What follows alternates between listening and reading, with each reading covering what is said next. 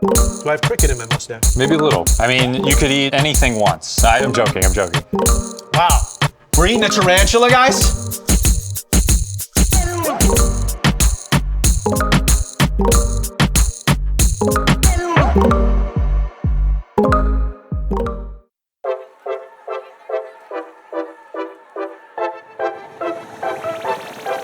Hey everyone, welcome to Bug Bites, where we take the world's most misunderstood ingredients and turn them into something delicious. I'm Chef Richard Blais, and I'm here with Ian, our Orkin entomologist. It means he's an expert on bugs, and today we're gonna be cooking a series of bug-based dishes, progressing from daring to even more daring. Ian, what got you into bugs, dude? That's a great question. You know, I studied biology in school and really tried to understand a lot about everything that we deal with, you know, on planet Earth. But when I got into insects, I found them just fascinating because they're so weird and there are so many of them. Okay, listen, they are weird, and they're also, I think, a little weird to eat. Yeah, they are. So, you know. Have you ever eaten insects before? I've tried crickets before. Okay. But I think that's something that a lot of people have maybe tried. Right. You know, in the US, we really don't eat bugs very often, you know, and that's for good reason. You know, there are a lot of things we definitely don't want associated with our food from a pest standpoint. Worldwide, there are a lot of different cultures that eat a lot of insects, a lot of arthropods. How about you? Yeah, now listen, as someone who has traveled a little bit as well, you're absolutely right. Like, the world eats insects, and not just because they're a protein source or another source of nutrition, but because a lot of them have flavor, right? Yeah. So I've had a few, like I've had grasshoppers that taste a little bit like lavender, things like that I've seen in other countries. But I have to be honest with you, I'm still a little skittish around eating bugs. What about yourself? I think it's going to be interesting today as we get into it. You know? Interesting. Interesting. He's skittish too. Listen, it's okay. So when we think about ants, right, they're trying to create a structure to maintain moisture, maintain temperature for the larva to actually grow up. Now, the larva is cherished as a food source, right? In some areas, yes. In Mexico, I've had that. I've also actually eaten ants. And the thing that's really surprising about them is that some ants taste like lime or a specific herb. They actually create a lot of species what's called formic acid. So formic actually means ant. That's the root word of it. And so we get an acid there, right? So, you know, I'm not a chef, but what does an acid do when it comes to food? Yeah, well, an acid is usually the thing that makes food the most delicious, to be honest. So outside of salt, it's usually acid, some sort of citrus, a little bit of vinegar. We're gonna be cooking a dish with ants, so I'm gonna get into that. That I'll sounds see you good. a little bit.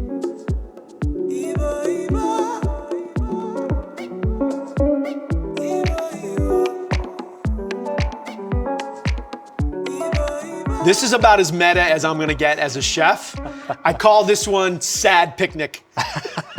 You've dropped your ice cream cone on a hot summer day, and the ants have emerged to do what ants do, hang out with sugar. So think of this dish as, instead of chocolate chip ice cream, it's ant ice cream. It's the next cookies and cream, but we've replaced the cookies with ants. Okay. Let's see how this goes. Cheers.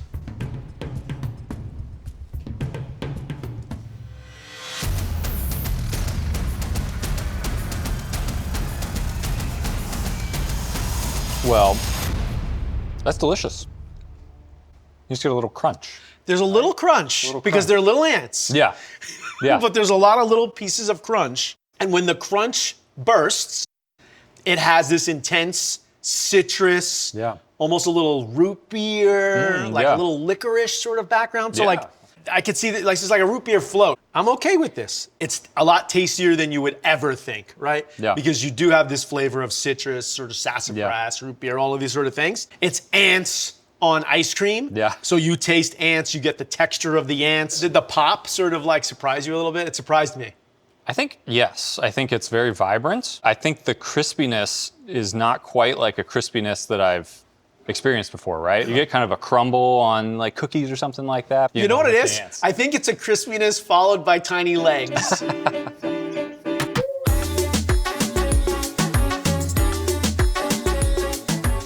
Globally, insects are a big food source.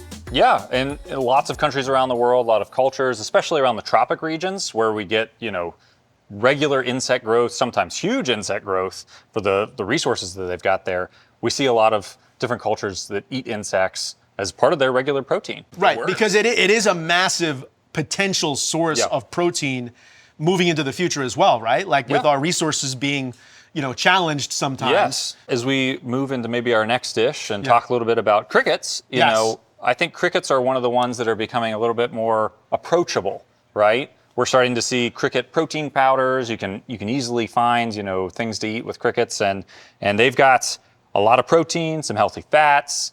They've got some prebiotics in their chitinous exoskeleton. So lots of different good things to be associated with. Listen, crickets as an entrepreneur are an incredible source of protein. Okay, so I know we can eat crickets, I know we can eat ants, but we can't eat all bugs. Correct. I mean, you could eat anything once. I'm joking. So when we talk about insects and different arthropods we're talking about, right? They're bred and they're fed specifically for then feed or human consumption, right? Yeah. There are some bugs that can create some different toxins as defense and stuff like that. So could be at the very least an upset stomach or potentially a little bit worse depending on what we're talking about. I love what you said. All of the insects that we're eating today are culinary grade insects. So if you're trying this at home, please make sure that you're just not out there foraging for wild crickets. They have to be raised in a certain way to be food safe. Amazing. Okay, so I'm gonna cook some crickets, which I've never said before.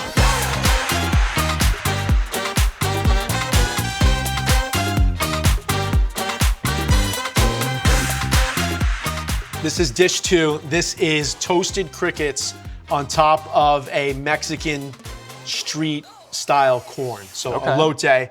So it's corn with chilies and lime and some cilantro and cheese and mayonnaise and crema and toasted crickets. I think it looks amazing. It does look amazing, doesn't it? I think I'm ready. To be honest with you, ants was a rougher start than I thought, to be just absolutely candid with you.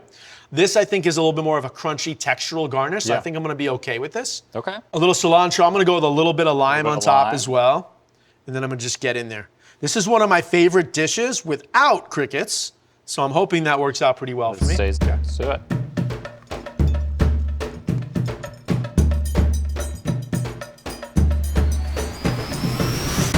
I love how you went center bite. Yeah, that's where most crickets were. You are insane. I wanted to get the full effect. There's flavor there. There's almost a toasted popcorn / nutty flavor from the crickets. There's a lot of movement right now with culinary grade crickets. From a sustainability standpoint, we're comparing those to other sources of meat and protein. It uses a lot less food to create an adult cricket, uses a lot less water to create an adult cricket compared to maybe some more traditional livestock. As we think, globally and sustainable, maybe this is something we add to the palate.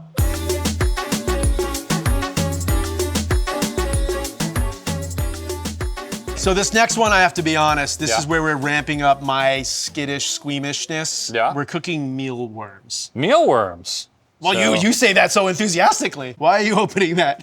We're gonna get a little close with these ones. So when we talk about a mealworm, the fun thing with them is they're not a worm at all. Oh. But it's actually the larval stage of a beetle. Oh. These little guys, we call them mealworms because they're actually pests. They can get into things we don't want them to get in. It's stored grains, stored flours, so historically, this has been a problem for humans to try and battle. How do we keep these out of our food? Okay. But now we're talking about getting them in our food. Just eat them. Richard, you want to hold this little guy?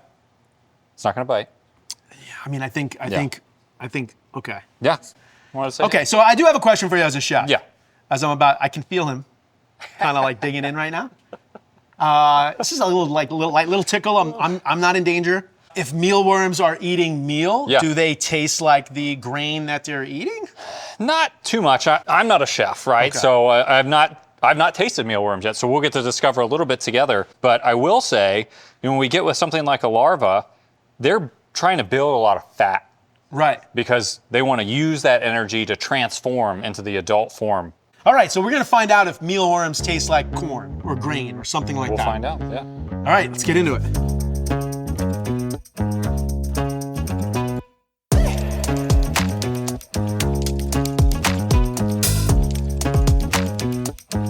Okay, Ian, I'm really excited about this one. Yeah? Because you're the best in pest. I'm the best in pesto. Oh, What? oh, I see what you did there. So this is a mealworm spaghetti and pesto. Okay. So mealworms, from what I understand, they sort of taste like nuts. Pine nuts go into pesto. Sort of swapped out some of the pine nuts for these crunchy mealworms, and we've whipped them up in this pesto sauce. Sounds Ready to awesome. eat? Yeah, let's do it. All right.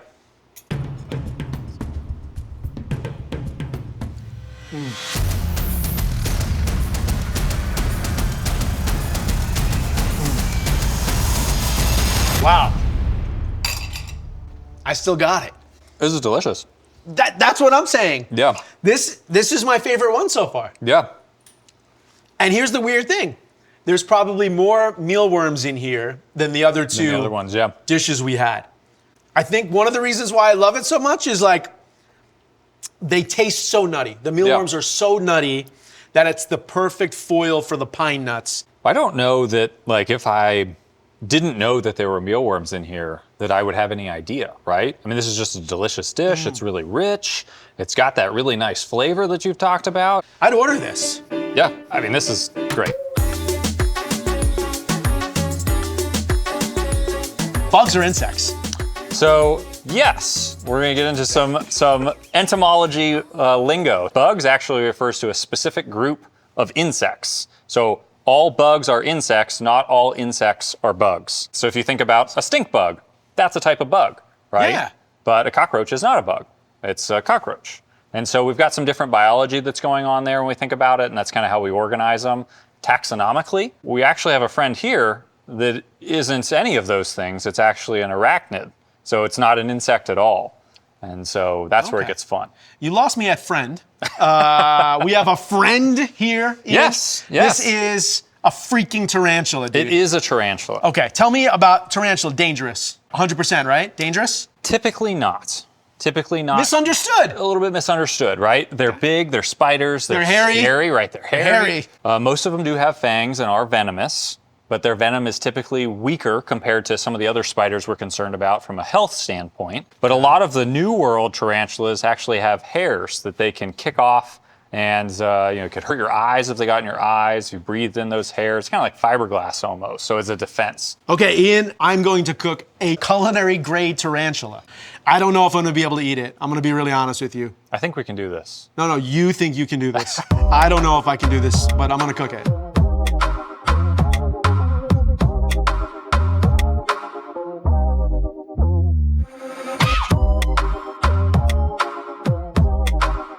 You're feeling good about this one. Yes. It's a big piece, though. It is a Ian. big piece. It's a big piece. It's a spider roll made with actual spiders. It is. It's a tarantula. You can see the legs sticking out of it. This is tough for me. Yeah. This is like I'm trying to psych myself up right now. What piece are you thinking you're looking at?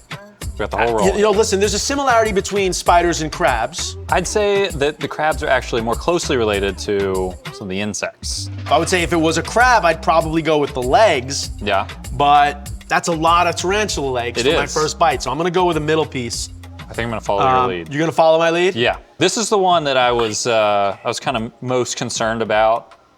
I have a little bit of a fear of spiders too, so. Because you're normal. It's okay. Like we all. It's something that I've had to, overcome through my career because we've got to go out and fight spiders sometimes. Right. But yeah. I guess it's bottoms up from here, huh? Yeah. I gotta put some pickled ginger on it. I think we can do this. Okay. I think we got this. We got this.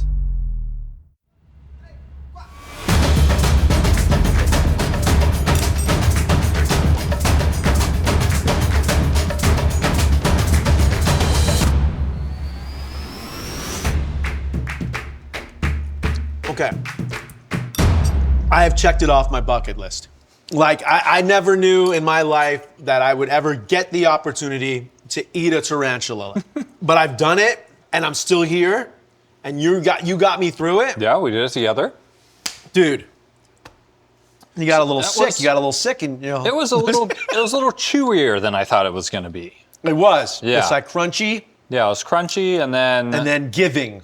Yeah. A little fleshy even. I think it had a little more to it than I was expecting it to. All right, so this is like the first one that was just not like a little piece or just Yeah. pop it in your mouth, swallow it, no big deal. This was a large arachnid. You mentioned crustaceans earlier. This is more akin to eating, a whole soft-shelled crab. Yeah. Right? I think within the whole flavor profile of a roll, I think it's nice, right? You've got a lot of different flavors coming together. Sure. But I don't know that I'd just be popping, parts of tarantula. I think the difference here is there's like an innard part. There's like again, it's not just a crispy limb. Yeah. And even when you use the crab analogy, it's like, well, there is like, people eating crab brain or the innards of the crab. Some people love it, but I think it takes a little bit of time to go from crab leg to scooping up the brain. So you're definitely getting more with this. Yeah. I love how you're not tipping your hand. You didn't like this one. This one was right at your threshold. Yeah. Yeah. Okay, so maybe we just keep the tarantulas as pets. Richard, we're moving into the end game now, right? So I just want to check in. How you doing? How's this been for you? The end game for me was about 2 courses ago. I'm not gonna lie. I've learned a lot. There's a lot of flavor. I appreciate it, but the tasting menu of insects is a little bit intense, and I can just tell I'm right there. I'm right there on the line. So I don't think that I'm gonna be replacing like Taco Tuesday with like Scorpion Saturday or anything like that, but this is a scorpion, dude. This is a scorpion. Very cool. Like I want to get a scorpion tattoo. That'd be nice. Yeah. Don't know if I want to eat one or cook one. Like these are dangerous. These are poisonous, no? They are what we call venomous. Poisonous, we ingest. 6 in one hand, half a dozen in the other. Venomous can be injected. So if a wasp or a scorpion stings you, it's injecting venom. But if you eat, a poison frog, it's poisonous because you're ingesting it. Okay. So I'm gonna eat it. So I'm safe. It's a safe thing. Yeah. So You kind of said that with a little bit of. When a scorpion, when they're prepared, the venom, that degrades pretty quickly. Heat is also going to degrade that. So it's like if you cook with alcohol, you burn it off, it's not alcoholic anymore. Yeah, but it's the importance of, food safety and making sure stuff cooked appropriately and prepared appropriately. Sure. Yeah. Extra well done is where I'm going. There we go. With this.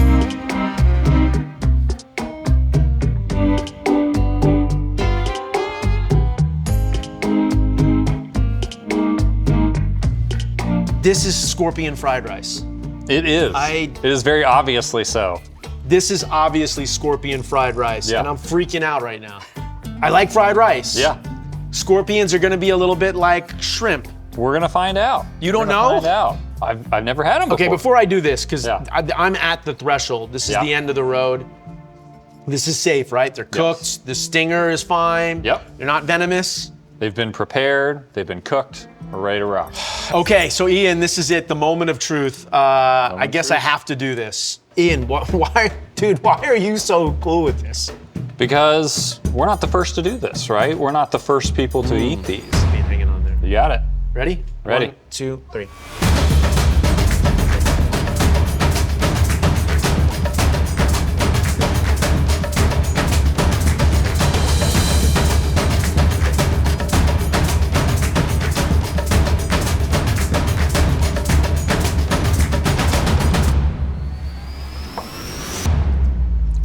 Maybe I'll order this next time. Yeah. It is shrimp-like. So it's a version of shrimp fried rice, but with scorpions that at one point might have had venom in them. That was actually, that's not that bad. No, it's not bad at all. That's not that bad. This has totally gone in a different way than I thought. What I'm finding is that you can replace some of the proteins. Like here, we've replaced shrimp with scorpion, and you're fine with it. Like the dish is still fried rice. It's opened my mind up as a chef to be like, I think you can replace some items with insects and bugs. Yeah. And it's not just like, oh, I dare you to do this. Yeah. That there's a reason to do it. It adds some flavor, might cut some costs. Richard, I'm really glad that this has kind of opened up your minds. And that's really one of the things we always try and do at Orkin is focus on education and trying to make sure that folks can understand. There's a lot of beneficial insects and spiders out there. There are some that aren't, and that's where we kind of come in. I will tell you this, like I always tell my kids, you don't have to like it, but you have to try it. There you go. Richard, this has been incredible. These have been delicious, maybe a little strange, but absolutely incredible. Yeah, listen, it's been oddly tastier than I thought. I'm so glad I did it. And remember, stay curious and stay hungry.